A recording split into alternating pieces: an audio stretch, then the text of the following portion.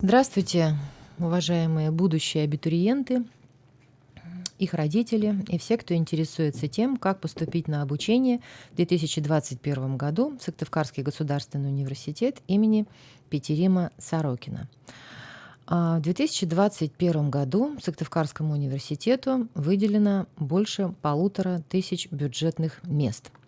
Из них более 1100 на программы бакалавриата, 85 на программы специалитета, 266 на программы магистратуры и 70 на программы среднего профессионального образования. Для того, чтобы стать абитуриентом университета, необходимо подать документы. В этом году документы можно представить в университет лично, направить их через операторов почтовой связи, то есть на бумажном носителе по почте, а также в этом году вы можете направить в университет документы через сайт университета, а также с использованием сервиса поступления в ВУЗ онлайн, с использованием Федеральной государственной информационной системы «Единый портал государственных и муниципальных услуг». Для этого необходимо иметь подтвержденную запись на портале госуслуг. Для того, чтобы подать документы, необходимо сначала подготовить следующий их пакет. Итак, это документ, удостоверяющий вашу личность и гражданство, документ, подтверждающий наличие образования соответствующего уровня. Без этих документов невозможно даже заполнить заявление. А также документы, которые вам тоже желательно иметь. Это страховое свидетельство обязательного пенсионного страхования, то есть СНИЛС, а также документы, если они у вас есть, то вы их предоставляете. Документы, подтверждающие право на льготу, если вы льготник, подтверждающие наличие индивидуальных достижений, договор о целевом обучении, если вы претендуете на целевое место, а также справку и сертификат о профилактических прививках. Прохождение медицинского осмотра необходимо отдельное для тех, кто поступает на программу бакалавриата в рамках укрупненной группы «Педагогическое образование». Это педагогическое образование, психолого-педагогическое, специальное дефектологическое, профессиональное обучение по отраслям, педагогическое образование с 2 профилями подготовки, а также поступающим по программам специалитета «Лечебное дело» и «Педиатрия». Обращаю ваше внимание на то, что перечень исследований, которые необходимо пройти для прохождения данного медицинского осмотра, отличается от обычного медосмотра, который проходят выпускники школ. И перечень исследований вы можете найти на сайте университета, поэтому подробнее комментировать я его не буду. Для того, чтобы подать документы, нужно определиться с тем, куда вы будете поступать. Напоминаю, что в этом году вы можете подать документы в 5 вузов, при этом каждый вуз устанавливает самостоятельно количество направлений подготовки, по которым вы можете поступать к ним. В нашем университете это 5 направлений подготовки. Для того, чтобы заполнить заявление, необходимо знать и, соответственно, указать номер СНИЛС. Это новая информация, раньше ее не требовалось, но теперь она требуется для того, чтобы поступить в высшее учреждение. В этом году есть также изменения, касающиеся перечня общеобразовательных вступительных испытаний, которые сдают абитуриенты. Итак, этот перечень утвержден приказом Миноборнауки. Реквизиты этого документа вы видите на слайде. И в соответствии с этим перечнем ВУЗ устанавливает несколько вступительных испытаний. В нашем случае это 3 вступительных испытания. При этом, вот на примере покажу, ВУЗ в этом году может устанавливать вступительные испытания по выбору. К примеру, если вы планируете поступать на направление подготовки бакалавриата «Прикладная математика и информатика», то университет установил 2 обязательных вступительных испытания. Это русский язык и математика. А также установил 2 вступительных испытания по выбору абитуриента. То есть вы можете сдать либо информатику и ИКТ, либо физику, и представить в приемную комиссию результаты любого из этих вступительных испытаний. Либо вы можете сдать оба и представить результаты того вступительного испытания, по которому балл вы получили выше.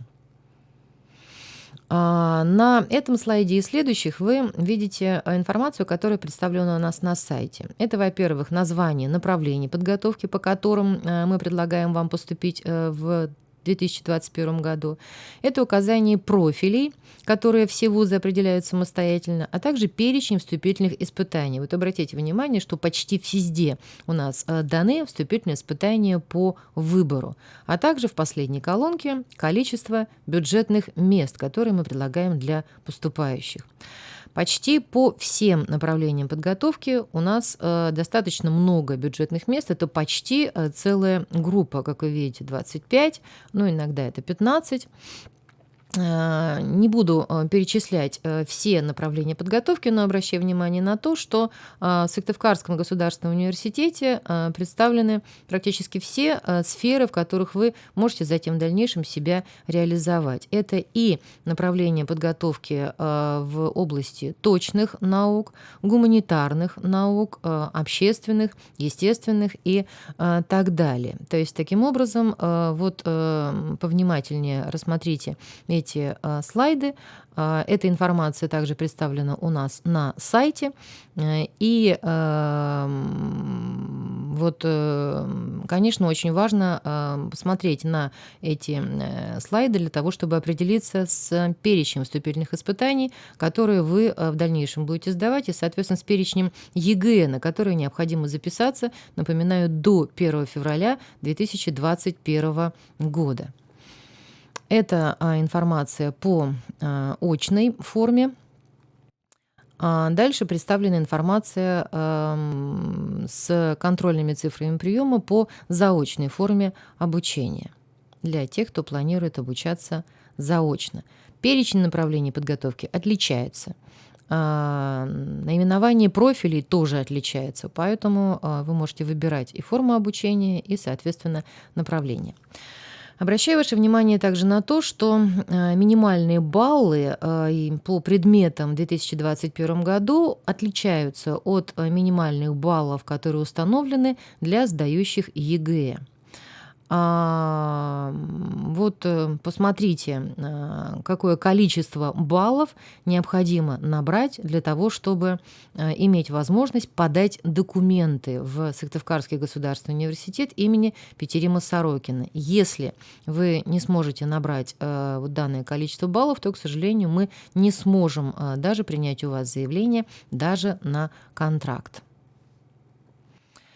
Если все-таки получится так, что вы не сумеете набрать необходимое количество баллов и не сумеете сделать так, чтобы у вас было достаточное количество вступительных испытаний для того, чтобы вы могли подать документы к нам, то вы можете попробовать поступить в колледж экономики, права и информатики на программы среднего профессионального образования. Напоминаю вам, что для того, чтобы поступать по программам среднего профессионального образования, необходимо представить аттестат, и для зачисления нужно иметь определенное, то есть участвовать в конкурсе по среднему баллу аттестата. То есть таким образом для поступления в колледж результатов ЕГЭ не требуется. Так что вы можете рассмотреть для себя и эту возможность. Также вы можете увеличить количество баллов конкурсных тем, что добавите баллы за индивидуальные достижения. Вот на этом и следующем слайде перечислены те индивидуальные достижения и количество баллов, которые мы даем за них, которые в этом году мы будем учитывать.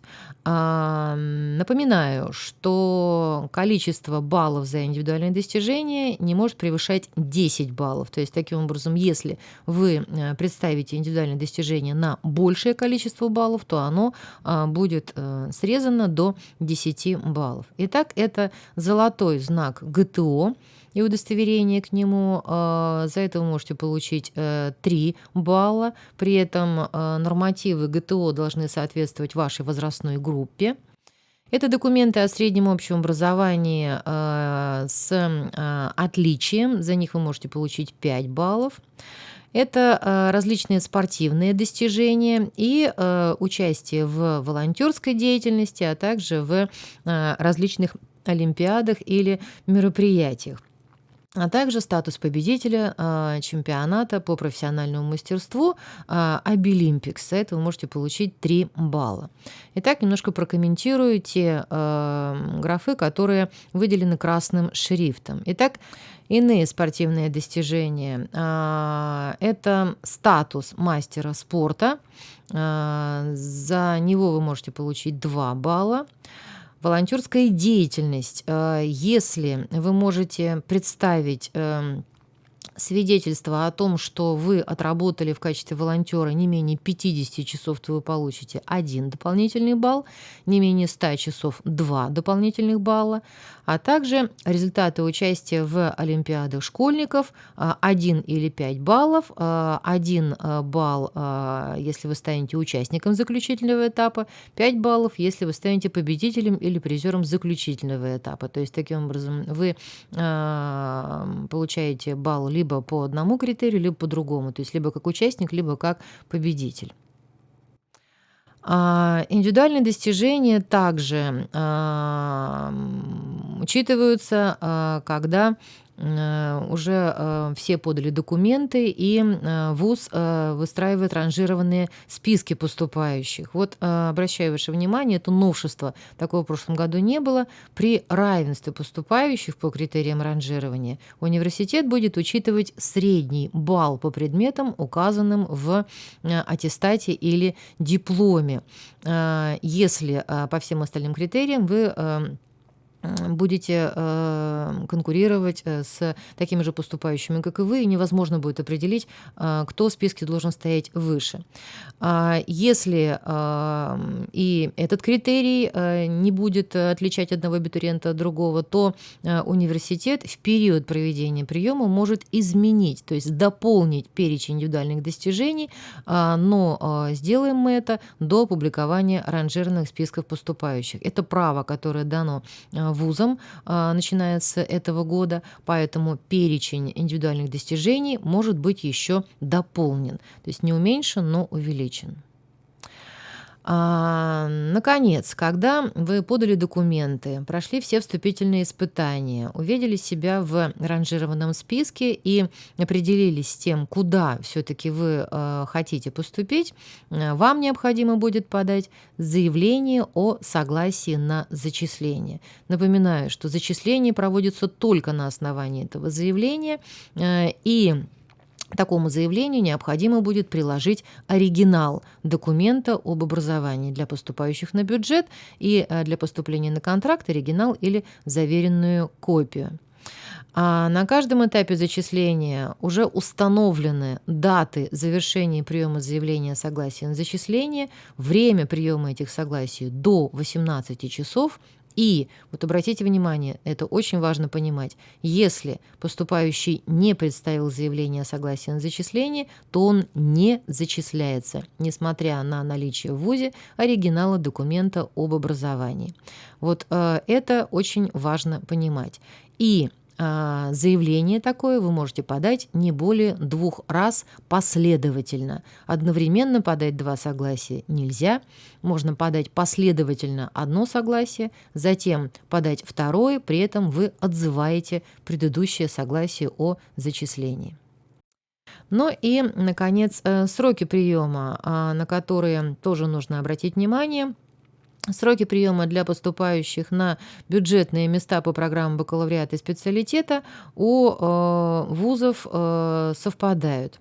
Итак, для поступающих по очной форме обучения первый приказ о зачислении будет 30 июля. Это этап приоритетного зачисления, когда будут зачислены поступающие без вступительных испытаний, льготники, а также целевики. Для этого подать заявление о согласии на зачисление необходимо 27 июля, ну, соответственно, или раньше. И 5 августа будет основной этап зачисления. 3 августа вы подадите согласие о зачислении, 5 августа могут быть зачислены все остальные до заполнения всех бюджетных мест. Сроки зачисления на контракт и сроки зачисления по заочной форме все вузы устанавливают самостоятельно, то есть там сроки могут быть разными. У нас для поступающих на контракт необходимо определиться до конца августа, августа, и, соответственно, приказ о зачислении последний должен быть 27 августа. И для поступающих на программы бакалавриата бюджетные, заочные 17 августа согласие о зачислении и 18 августа приказ о зачислении. Так что необходимо очень четко соблюдать эти сроки.